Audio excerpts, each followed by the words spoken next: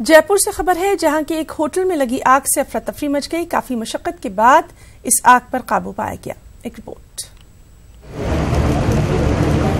जब रात भर भड़की आग, बेकाबू हो गई आग, इमारत से उठे शोले,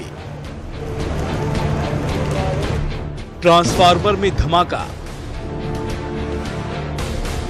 जलकर खाक हुआ होटल, आग से मची अफरा तफरी। एक तरफ आग तो दूसरी तरफ धमाका। बार बार हुए धमाके से मची अफरा तफरी। इमारत में थी आग ही आग।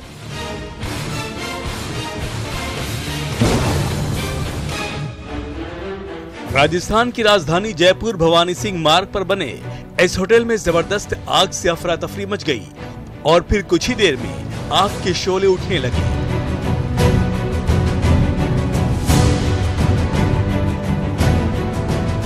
और आग पूरे तरीके से फैल गई। जो कुछ इमारत में रखा था जलकर खाक हो गया।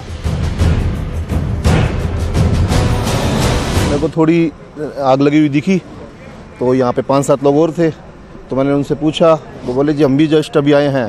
तो फिर तुरंत हमने पुलिस कंट्रोल में फ़ोन किया।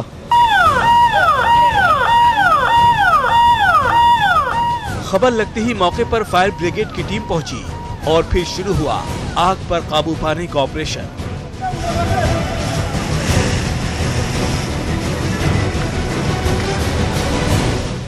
करीब 1 घंटे की कड़ी मशक्कत के बाद आग पर काबू तो पा लिया गया, लेकिन तब तक होटल जलकर खाक हो गया।